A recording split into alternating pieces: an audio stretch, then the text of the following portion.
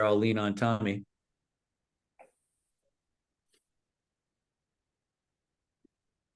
Here we are at 3 o'clock on Tuesday, but everything else is going to be the same. Welcome to another edition of Tuesdays at 2, and we'll have our special guest, Christophe Clement, here in a second. We have a lot of horses to run through, understandably, with Christophe's stable. And so along those lines, we're going to be brief for any newcomers, just with a quick introduction to Christophe, who was born into a family really as steeped in racing in Europe as you can get, full of racing lovers and trainers in Paris. And Christophe's father, Miguel, was a top French trainer as an example. Since opening his stable in 1991, Christophe has been a fixture amongst the leading trainers in New York during the spring, summer, and fall, and also in South Florida during the wintertime. And for the past several years, his son Miguel has been by his side as his top assistant. I'm joined by Tom Bellhouse to begin with, because we are efforting, as we say, to get our good friend Christophe on. He called just a few moments ago, so he's on the case. Correct, Tommy? He is. Actually, there's a Fasig-Tipton sale up here in Saratoga today that Christophe, I saw him over there this morning. It's weanling, New York bred weanlings and some broodmares. So it was really kind of interesting, Jeff. A beautiful fall day here in Saratoga in the low 50s, and yeah, a lot of New York luminaries out, and as well as Ocala people coming out to look at weanlings and to bring back and maybe pinhook for the yearling sale next year. Wonderful. And I see Miguel and Christophe are live and working on the audio and working on the rest of it. Christophe, can you hear me okay? Can you hear Tommy okay? I believe he is muted. So Miguel, if you can hear me, or Christophe, there's a little button, little microphone button on the left-hand side that you can click that will give you audio. Can you hear me now? Absolutely. Perfect. Loud and clear. Right. So we're in good shape. Christophe, thank you for joining us. Without any further ado, we're actually going to begin with just descriptions and your thoughts on the horses that you've picked out over the past several months, and also, of course, the ones that you're training currently. We've already done an introduction to some of our newer customers and partners about your background, with your permission, of course. Okay, now with pleasure. Where do we start? All right, I'll guide you through this. Let's go straight into the horses. We'll touch first on the group of yearlings that Christophe and his team have been very active in selecting over the past couple of months, and then we'll get to the ones that are active in training with Christophe and his team. We'll begin with a colt by the sire Frosted.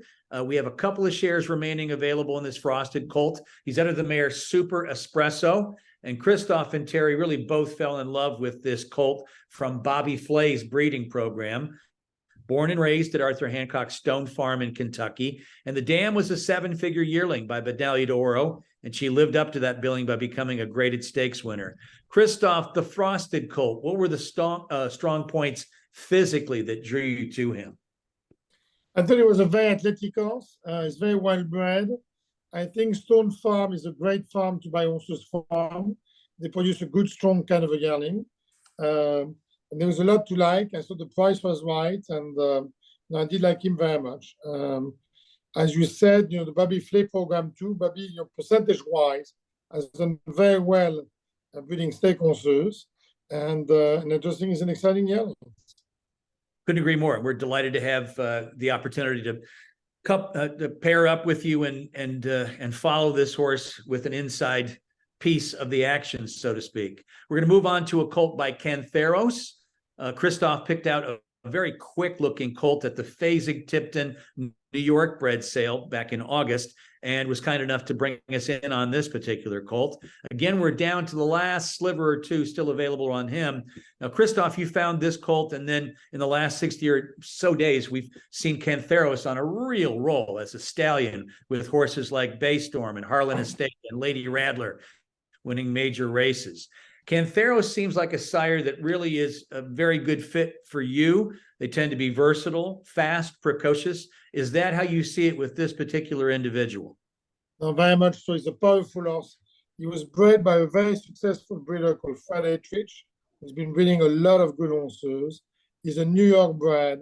It's a no-brainer. He looks like a fast horse for next year. He should be able to run in the summer at Saratoga. And it's yet again priced right, and he's a very exciting horse. Wonderful. We'll move on now to a colt by Laoban. These are one of the past. Well, Laoban is deceased, so we won't see too many crops of Laoban in the near future. This is another New York bred edition from the Saratoga sale, the grandson of Uncle Mo, and we have about 15% remaining on this Laoban colt. Laoban was a speedy horse who upset the grade 2 Jim. He was an upset winner of the grade 2 Jim Dandy at Saratoga one summer. And I believe, Christophe, you were second in that race with a New York bred named Governor Malibu. You got a good memory. You got a good memory. The Laoban, I mean, it's very simple. The Laoban and the Cantaros, it's a no-brainer. We are at the moment in the middle of a sale in Saratoga of Winlings. And I think when you see what we paid for the Cantaros and the Laoban yearlings, they were great value, the two of them. The Cantaros Predatrix with the breeder is staying in. The Laoban Dr. Belinsky is also the breeder is staying in. And that's telling you a lot. When people who raise horses are staying in, it's the best advertising for that horse, the fact that they feel good about it. The Laoban, it's the same deal. So Dr. Belinsky, who's been very successful over the years, he's staying in. I don't know if he's staying for 25 or 30%, but he's staying in for a share. He's out of a smart strike mare. He's by a sire that we all loved, who unfortunately passed too quickly. It's a no-brainer. It's exactly what we're looking for. The New York Well program is getting stronger than ever. We need that kind of horses all the time. Well, we've had great success with New York breds with you, and it is a fabulous program. We're going to finish off with a colt by Liam's Map. Liam's Map provided West Point with a Breeders' Cup triumph during his racing days, and he's gone on to be a tremendous, very, very rock-solid sire. As Christophe has displayed this year with Roses for Deborah, which is a Liam's Map filly, was won 4 times in 5 starts this season. Topped out by 2 stakes wins at Saratoga, as well as another horse that's well known to people in the industry, Silver Skillet. We have about 20% left in the Liam's Map colt from the Keeneland September yearling sale. And he came from one of the later books, but Christophe, I know you fell in love with him at the Lane's End consignment. Can you tell us what you saw from that colt? Okay, so on that day, he was the most athletic horse who sold that day for me at Keeneland. He's a gorgeous looking individual. He's a very, very athletic, very good mover. He had a great walk to him. And physically, he's a remarkably good looking horse. I love Liam's Map. As you know, like during the Saratoga meet, I think we won with Rose for Deborah 2 stakes. Silver Skillet won as well stakes. We won with maybe our best duel so far is also called Deterministic by Liam's Map. One impressively is maiden on dirt first amount. I just thought he's a star yearling, the one we bought from Lincoln, and as of today might be the most attractive yearling coming to our barn, which is exciting. Wonderful. Well, we appreciate the synopsis. We have a couple other yearlings that are already sold out. The New York bred Bernardini filly from Saratoga. She's at Winter Quarter Farm in Kentucky with Don Robinson. We've got a Kitten's Joy colt from the Keeneland September yearling sale. He's down at Kinsman Farm in Ocala. And the War of Will colt from the New York bred sale at Saratoga is with Eddie Woods in Ocala. With that, we'll move on to the current roster, starting with, and we'll go in alphabetical order, Atomic Blonde. This is a 4-year-old filly. She's a German bred that Christophe plucked out of a sale in France at the end of last year, and she has been stakes quality all season here in America. The one thing I can say without any hesitation is that she's been an absolute stunner when we've seen her in the paddock and on the track. She's a very attractive horse, and she's hit the board in 4 stakes, including a grade 2 and a grade 3. Christophe, I know she had a very tall task last time in the grade 1 EP Taylor and wasn't at her best that day. How has she looked coming back from that trip, and what are you thinking about her to wrap up this season? So she's never won a bad race until then, and she's been very consistent overall. And to tell you the truth, we're a little bit puzzled because as of today, she came back very well from the EP Taylor. She's sound, she's clean-legged, she looks well. She's in Saratoga still. I'm in Saratoga at the moment, and she trained very well this morning. I'm a little bit puzzled about the EP Taylor. The plan at the moment is to train her, most probably for a race called the Long Island to be run at Aqueduct. But there's no reason not to go on for another race, and then we will give her a break to bring her back later on in early next year, probably in Florida. I like the filly very much just because of the consistency, and I think the more black type performance we get to a name, the better. And I just think we'll have to turn the page from the last race, just because she's training so well. We're going to work her in the coming week, and then the work will tell us, to be sure we can go on and aim her for that race coming up at Aqueduct. That's good. Belvoir is a 2-year-old New York bred filly, just a gorgeous chestnut. She made the races at Saratoga with one start up there. She finished 5th in early August. And about a month later, she developed a case of juvenile tendonitis, which we see all the time in young horses. Occasionally, you have to just give them some time, and that's what she's getting right now at Fair Hill with Bruce Jackson. Christophe, when we looked at the scans, there were no holes, no damage to the tendon, but we all felt we needed to hit pause. And would you say she's likely to make it back when turf season starts up again next April in New York? Yeah, absolutely. That would be the plan, to bring her back in the spring of next year. Maybe when if she trains better on dirt, then maybe you try once on dirt in March of next year, and then you can go to a turf race in April. But the filly will tell you that. She's a filly, which we've got plenty of time to talk about it, would have been an ideal candidate as the year goes on when to have the choice in New York of these turf races, and also as Tapita might some stage occur in New York. She would be ideal for that. I thought she was a touch one pace in the first start as a 2-year-old. She'll be a strong horse next year. Just go on with her and bring her back. Very good. We'll move from Belvoir to Big Wicks, staying in the B's. And Big Wicks is a 3-year-old son of Medaglia d'Oro. He's still a maiden, and he'll be on the move shortly to join the Arnaud Delacroix barn. He's run twice as a 2-year-old and once about 3 weeks ago at Woodbine. And he has been, let's put it very, very directly, he's been a bit of a disappointment. He has been gelded. We tried turf, dirt. He looks terrific, but he trains, acts, and races like he's disinterested. Is that about right, Christophe? It's absolutely right, and very disappointing because he's a very good-looking horse. And I don't know if he's just too smart and not trying as much as he should. He's got no physical issue that we can see anyway. He's a very sound horse. He looks great. He's ready to run back. It could be a fun horse to go to an easier circuit than New York, i.e. Tampa Bay, that kind of thing. But just there's no reason to stop on him just because he's so healthy. Understandably so, and we wish him well with Arnaud and appreciate all the work that your team put in on him. Carson's Run is next. Take a big deep breath because there's so much to talk about here. He's a Grade 1 winning 2-year-old. He is about 2.5 weeks from the Breeders' Cup. He secured a win and you're in ticket with his victory in the Summer Stakes at Woodbine on September the 16th. Christophe, you called the audible, the change to wheel back on pretty short rest in the Summer Stakes, and it worked out perfectly. How did you put those pieces together from running a nice second in the With Anticipation and then deciding about 10 days later that the Summer Stakes was something you wanted to point for? I think we're like 2 weeks, but Miguel had a lot to do with it. Number one, the race in Saratoga was very good. And he ran like a winning race. Unfortunately, the one filly was there that day to beat us. It was a very strong race. Came out of it in very good shape. He was sound, eating well, bouncing. And we just thought, that the Woodbine race, which is a Grade 1, which is a big deal, was not the toughest one on paper. And it would have been foolish not to try to take a chance. We're not sure to win, but we're sure to run well.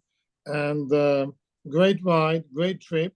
And he ran a very good race. And it's a wonderful thing. He's invited now to go to the Breeders' Cup, and it's a great opportunity. He's a 2-year-old. He's precocious. Let's go. The summer being in mid-September, you have a little extra time to play with leading up into the Breeders' Cup. I'm assuming that's a nice advantage. And how has he responded in his training over the last couple of weeks? It's all good. He's been working. We kept him in Saratoga because you are not allowed to work horses on the turf at Belmont. But you do have access to the turf in Saratoga. So we just thought it was smart to keep him here. He's like on a Friday schedule, working every Friday. The plan would be for him to leave like the Sunday Breeders' Cup week from Newark. So we will have to ship him south probably on that day. And we might as well keep him in Saratoga until then and do all his prep here, keep him on the grass, keep him happy. He's been doing very well doing that, so there's no need to change anything. And we'll go to California. Do you have a read on the competition yet, or is that still sort of in the process? No, not yet. I called the Breeders' Cup today because I knew we were going to be on the phone together, and I wanted to get an idea of the field. And I was not able to get it, but I'll keep working on it. I mean, I know a few monsters going there. It won't be an easy race. It's never an easy race. But I'll try to get some kind of idea of the field, and maybe some numbers. But no matter what, we're not scratching, we're running. I appreciate the confidence. He's certainly a great story, and he's been a wonderful young prospect for us thus far. Next up is Don't Be Bashful. This is a gray 2-year-old son of Liam's Map, and he's been a little bit of a late developer down at Kinsman Stud in Ocala. And we needed to, step off the gas pedal a couple of times at the recommendation of farm trainer Emily Dawson. That's starting to pay off, as I understand. He's been doing very well, just about ready to move north to the Clement barn. Christophe, what are the reports that you've been receiving from Kinsman about this horse? So it took him a while to basically come around. He's doing well now. So the question will be in the coming 2 or 3 weeks, because we open Payson Park. Do we take him to Payson with a Florida base to get him race fit, and then we can ship him to New York to race? Or do we bring him to New York, which sometime, as you know, in the later part of October, early part of November, we have to train on a bad track, on an off track. So it's probably better off to join us. I guess it's safer to go like Payson Park, get him ready there, and then we can look for a race for him. And you got a beautiful picture at the moment as we're talking about him, and he's a very powerful horse. It's just, it took him a while to get together. But I like him. I've always liked him, and I'm very hopeful that good things will happen. We'll stay in the D's and move on to Don't Look Back at All. This is a 3-year-old filly, and she's entered on Thursday for the Glen Cove Stakes at Aqueduct. She'll be running over the same course, same distance of one of her better performances to date. That was a 3-length allowance win on September the 14th. 3 fillies she beat that day have already come back and won, including our own Lady Mia. Christophe, we were sort of out of sorts with this filly after the first 2 races this year, but she has really put it together and is in career best form, isn't she? Absolutely, she's doing well. It's an exciting race. It's a stakes race. We have not been able to get a black type so far. She was very impressive last time out. I do know that we're going to run her against better horses this time. I get it, but I mean, we kept Jose Ortiz. She's one of the few early speed in the race. She doesn't have to be in form, but she's got to be like forwardly placed. It's very exciting. I think with there's rain coming in the forecast, and hopefully the rain will come afterwards, so we should be fine. I'm excited to see her run again.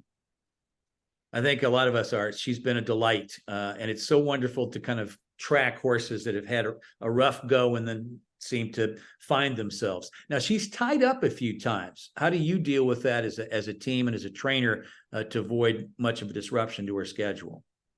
The less you give her a break, the better. Keep her on a routine. Don't change your routine. Don't make it too complicated, and there's no change. We like consistency, so that's the best way to keep it. Very good. We'll move on to Gallon or Rush. She's coming off 2 straight wins. She was stymied lately. She was scratched by the state veterinarian at the gate at Kentucky Downs before a $1 million race, which is tough to digest.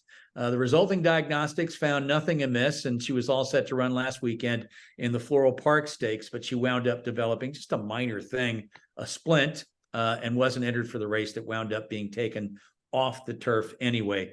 Christophe, so what is the latest on Gallon or Rush? So just a bit unlucky because she was really training well before the race in Kentucky. Now we got to deal with the new issue, which is a small splint. We sent her to Dr. Bramlage, who doesn't think there's anything majorly wrong with the filly, but he wants us to give her some time. It's annoying because we're losing time when she was training so well. She's a good filly. I think she's better than what she's done so far. I think she might be one to be kept as a 5-year-old because every year she became, she's improved through her life. And if she could improve just a little bit from this year to next year, then she will become a stakes filly next year.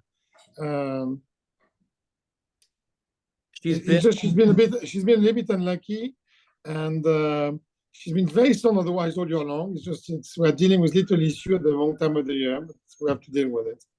it's nice to have a horse, whether it's a filly or a colt or a gelding, that when you send them out to race, you know you're going to get an honest effort. Would that be a fair assessment of the type of horse she is? Yeah, absolutely. And this year, she's been very consistent for us, as you know. She always tries very hard, and the numbers kept getting better and better. So it's just, the splint is a very annoying thing which can happen to horses. It's nothing to worry about in the long term, but we've got to take care of it in the short term. Well done. Eminent Bliss, this is a filly by Practical Joke, is next. She's a 2-year-old filly. We landed her at the Fasig-Tipton Saratoga sale a year ago in August, and she spent some time with Christophe this summer before being sidelined with a tibial stress fracture. She's on a timeline to resume jogging in a few weeks. And Christophe, this is a filly that Eddie Woods gave very high marks to earlier this year. You got her up to, I think, 3/8 in July. So what was your take early on before we had to stop? I thought, she's a very powerful filly. She looks very fast. She came to us. We were not able to train her very long. Unfortunately, she came back lame from one work. But typical 2 years old, give her the time. She'll be fine in the long term. And I'm glad to know that she's ready to jog on again. And, she's probably, if she's jogging now, you'd expect her to be galloping next month, probably be breathing the following month. So we'll bring her back this winter. It's all good. We just have to give her the time. Very good. Jenny Stamp, we'll have a brief mention to her. She's a 3-year-old filly. She finished 3rd in her lone start. She's been slowed by some issues with her knee, and she's starting back with Bruce Jackson. You've had good success in all forms when you send horses to Bruce. It's a fabulous rehab center. Absolutely. She's a very fast filly. She had a good race for us, if you remember, at Gulfstream last winter. She's fast. She's another one which she just has to remain sound in order to do what she's supposed to do. And hopefully we'll be lucky. We've tried again, and we'll have to try it again. Let's switch gears to Lady Manure, who is a filly by Munnings. She's a 2-year-old. She's a daughter of Munnings, as I mentioned, and she's making a lot of progress lately. She's breezed 3/8 a couple of times at Saratoga. How does she look right now in her development, Christophe? No, we're getting pretty close. She's probably only like 2 works away from a race. She's getting tighter, fitter. She's the daughter of Munnings from a very good German family, and it's all good. We've been dealing with all these grass horses, especially after November 1st. We've been dealing with the weather, so we just need to be a little bit lucky. If we can run them here, we'll go ahead and run them in New York. And if we can't, then we'll have to go to Florida, where you've got access to Tapita and then the turf in December. But everything is good. We just have to be lucky. 2 more works. Be sure she's okay mentally. Be sure she's okay at the gate, and then go on with her. Very good. Lady Mia is next. She's from France. She's a French import. She's coming off a very nice win at Aqueduct in her 2nd American start. That was back early in the month. This is a filly who ran in claiming races in France before she climbed the ladder and came within a nose of winning a Grade 3 race. The way the condition book works in New York, she's eligible for an A other than allowance race next time out, which really is a wonderful opportunity for the filly, who already owns 4 wins. Christophe, do you think there's a lot more than just one might think from just looking at her? I think I was impressed by her last race. I'm a little bit puzzled sometimes by the distance. I would have loved to stretch her a little bit. We don't really have choice at the moment. Either 6 furlongs or like a mile and 16ths, which I think is too far for her. In the old days, we would have said Diamond Park 7/8 or 1 turn mile would have been ideal to stretch her a little bit. We don't have that choice. So at the moment, it makes sense to go back. The other then comes back 6 furlongs, like in the first week in November. I think it's a good spot for her. As you said, she has already won quite a few races. So we're lucky to be eligible for that other then. And let's try to do it again. By all means. Parnac, we'll move to Parnac. That's another filly that came to us through Christophe's connections in Europe. She was a stakes winner in Germany and has gradually asserted herself in the U.S. the last 2 seasons, culminating with her Grade 2 victory in the Flower Bowl Stakes at Saratoga in September, which was just a fabulous, fabulous win. Parnack did not carry that form over to the grade 3 Wyeth Stakes on October the 7th.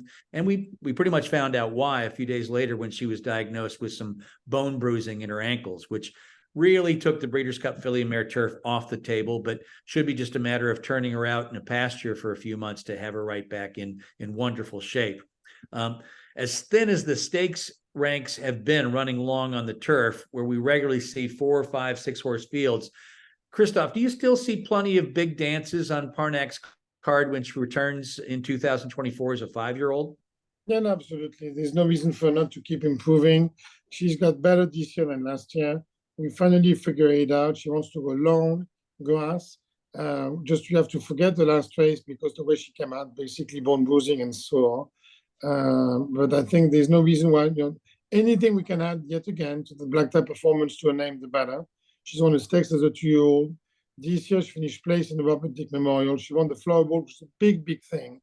And the Flower Bowl is one of the most famous races in America for all the mares. And nobody can take that away to her name. And she's worth plenty of money as a good mare. But let's try to even have some better wins again with her next year, and then we can retire afterwards. Wonderful.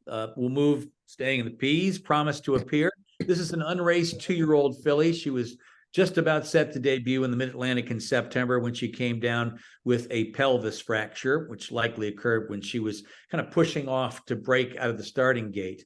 Christophe, is it a fair presumption, and your experience maybe bringing horses back from this type of injury, that it seems to be reasonable?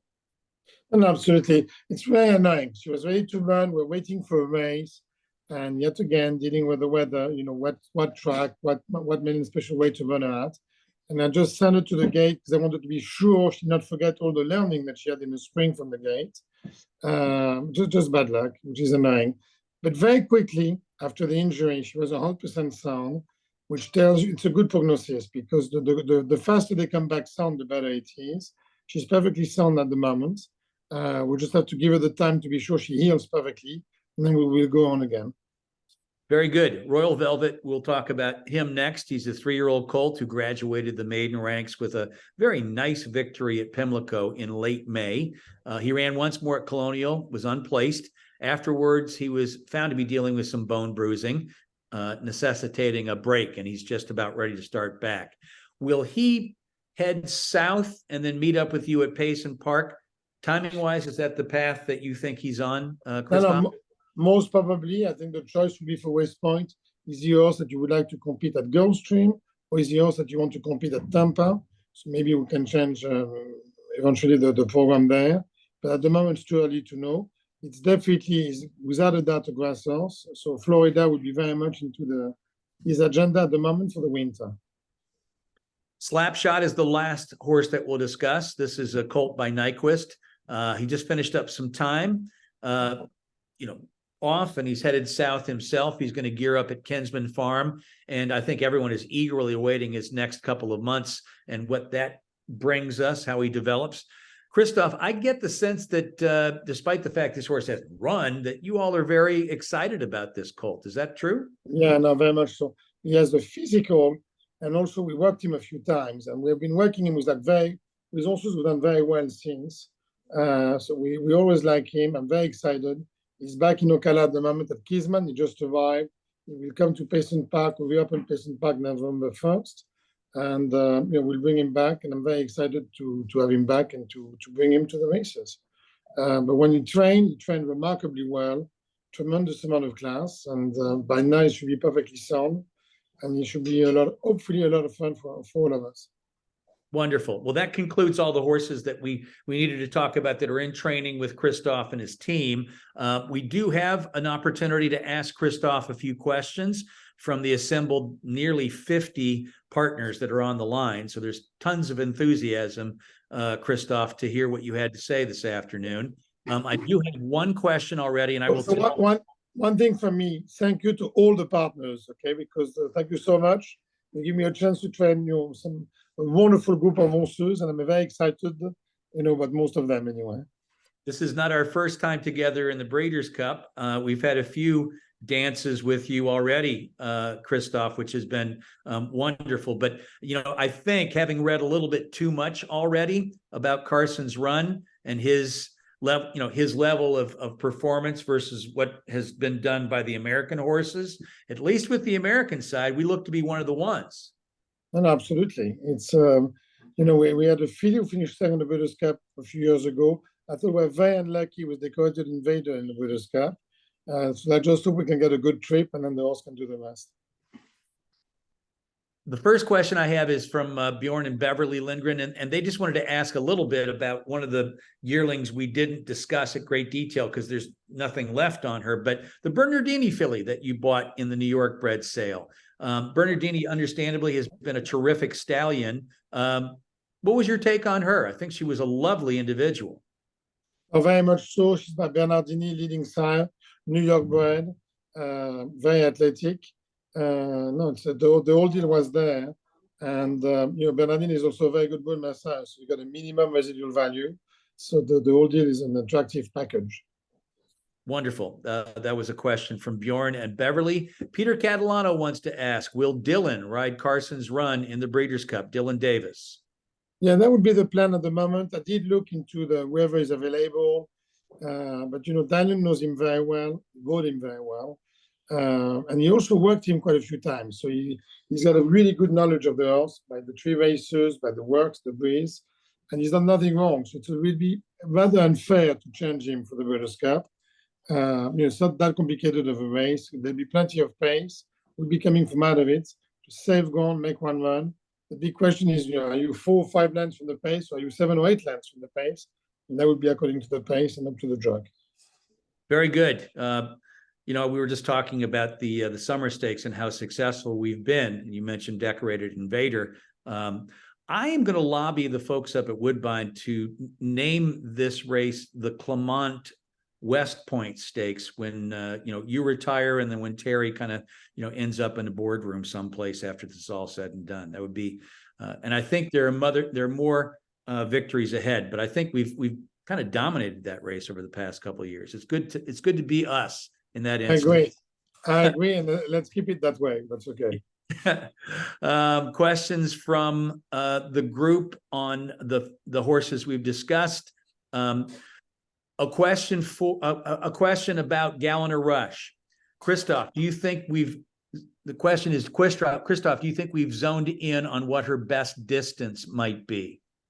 Yeah. She's got too much natural speed to go against it. We've run her many, many times. She's probably 6-7 furlongs. The more pace, the better. She's got that electric. She's got a great turn of foot.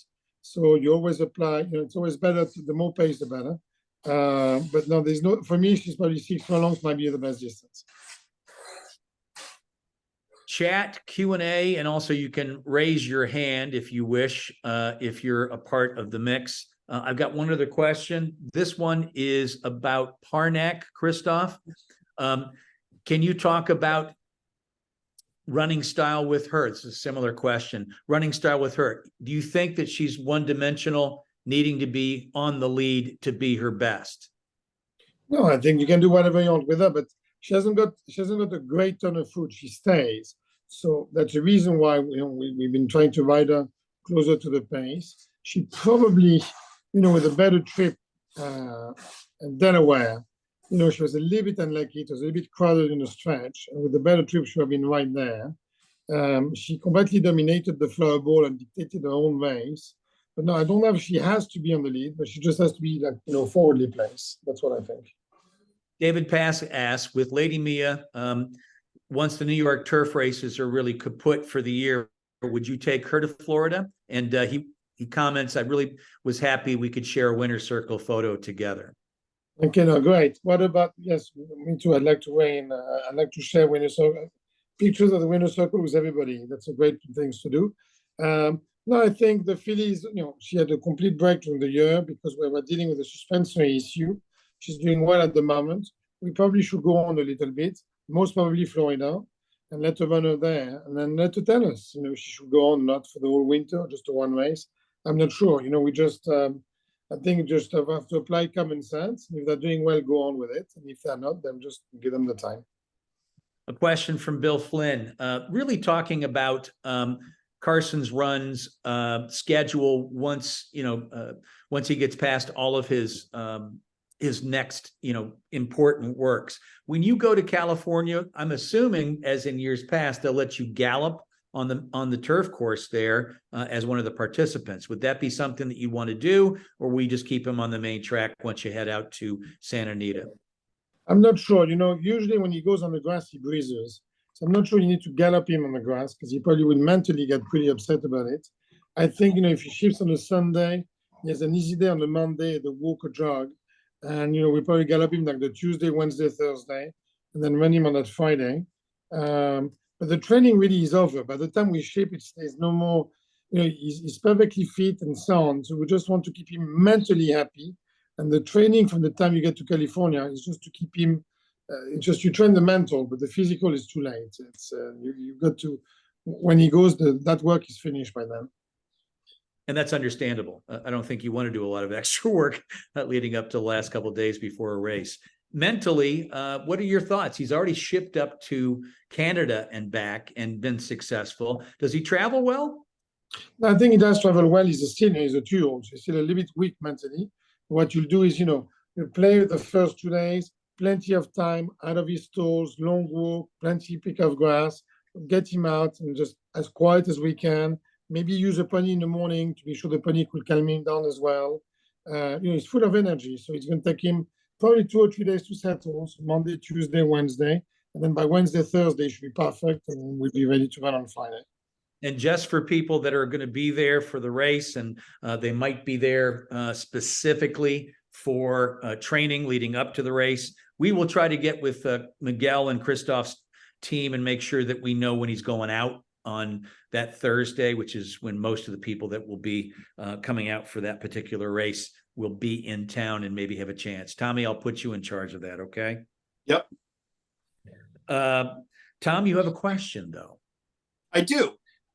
Christophe, when you talked about the Liam's map, when you talked about Roses for Deborah, Silver Skillet, and the other outstanding horse, it brought to mind like when you had that little run with Declaration of War, where you had Gaffoe and Decorated Invader, and has that ever happened to you before, where all of a sudden you get one stallion in your barn and just every one of them is clicking? Well, absolutely. And the only difference with Declaration of War is when we saw them early on, they were nice horses, but not that much. They were nice, but not not very, very impressive. Where that called the Liam's map this year, it was a very, very impressive yearling. I mean, I told you, it's probably the best looking yearling going our way for next year. And he's so good looking because I know 2 or 3 of the leading consignor pinhooking in this country, came to me afterwards to ask me who did we buy him for, just because they were looking to buy him in order to resell him as a 2-year-old. I mean, he's a very, very flashy kind of a horse, and I'm just thrilled that he's part of the program. Thank you, Tom, for your question. Keep them coming if you have good ones, okay? Tim asks if you have anybody in mind to ride Lady Banur if she's relatively close to starting. No, not really. Usually, in New York, the 5 guys we go to will be like Ivan, Jose, Franco, Davis, or Rosario. But if you got any suggestion, I'd be delighted to hear them. A question from an anonymous participant in the call. Don't look back at all. There's another horse, or you have another horse in the race this Thursday with IRAD riding. Talk to this person about sort of the necessity to run with horses that are ready to go. And sometimes you have more than one horse in a race. Actually, we have 3 horses for the same race. One of the reasons is we've been dealing with really, really tough weather. We don't have that many races on the grass. So we've got 3 3-year-old fillies who actually will deserve a shot in the race. One of them ended up the first one on the also eligible. The other 2 made the body of the race, including Don't Look Back at All. The 3 fillies are pretty similar. There's not a lot in between them in the way they train. So they all deserve a shot. And then whatever happens, the racing god will decide whatever happens. But on the training part, one of them was very impressive on this year and we like farmer turf. Don't Look Back at All, I think, will compete on any kind of ground. And the third one on the also eligible has got to get in, obviously, in order to get to that. As a trainer, you have to be fair to your owners. And if horse has a regular shot, you have to treat everybody the same and just hope for the best. It's life in the public training venue. You have more than one ownership group probably tugging on your sleeve. When do we run? When do we run?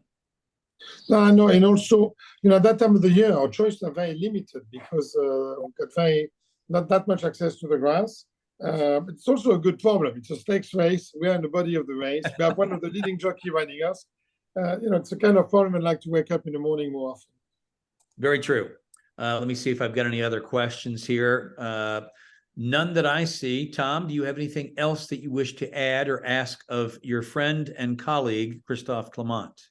No, I just thank you again for all you do with your team as well, Christophe. I mean, we've had a tremendous year and even more excitement ahead with some really nice horses heading into the winter. But we can't thank you enough. And let's go out and get some purple hats on and get the big trophy.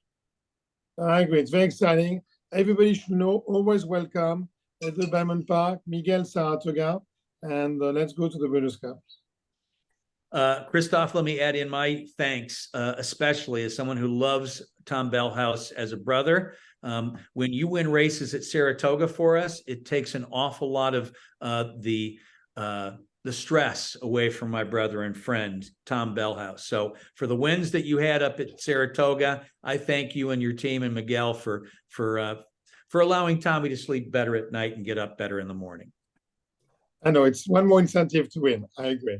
All right. So that is our friend Christophe Clement. We appreciate him joining. We'll be back next week with another Tuesdays at 2. I did have a question about the Laoban colt. Has he been named yet? The answer is no, he has not been named, but we're working on it, Kay. We're working on it.